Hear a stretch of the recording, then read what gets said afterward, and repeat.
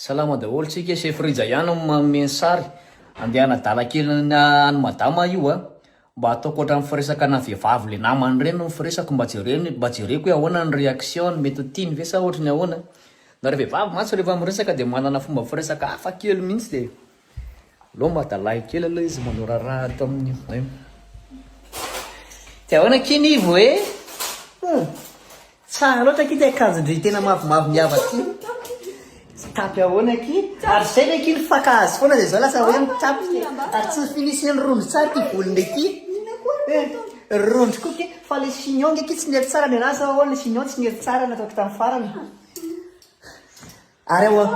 ary voka mondrien ve le talo compensé ki de nary kela lava loatra ki nefa zay andeha ho any Paris ako sabotsy ina tsy azonao am'izany tena kory kala navinaviny amizay angaty tsy hitako leo amalo fampijery be misy rivo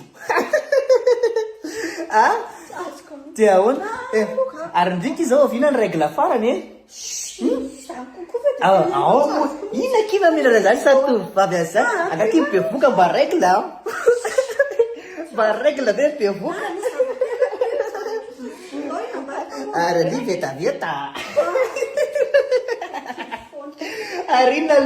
inona kity ary natao be sira be kizy za ary tirikala za kikala zao manao mitay finina zao tsy mihinana sira be tsony ary efa hitondrandrika le cidre hydraulique le cidre hydraulique ke nanalakely fenao reny aloha isakafatsy de ahoana ny fandehana aza lamba tsara va teny la filao fenao fiara-daly iny izy ina ndray fiteny zany anaovanao fitenina jalamboty eo fa tsy ary ahoana ny tena sy mpamaly tena manao be kosa ina raha lava manjy tsy zany ataonao mazany ary mamafandondom-beraka efa tsika mitsana loany mankamabery anga mahinanao amin'ny tena zany mo zany angaza mieridinao am'izany nareo ko be exientina be ary iny ty atao laty